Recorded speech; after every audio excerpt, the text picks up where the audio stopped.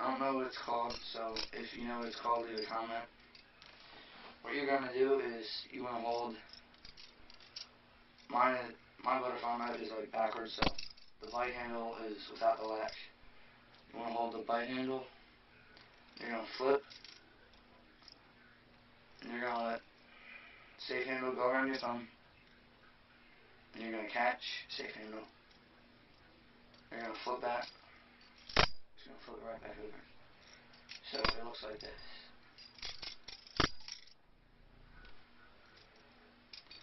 You can go slow at first. Took me about 10 minutes to get. Once you can do a couple of tricks into it.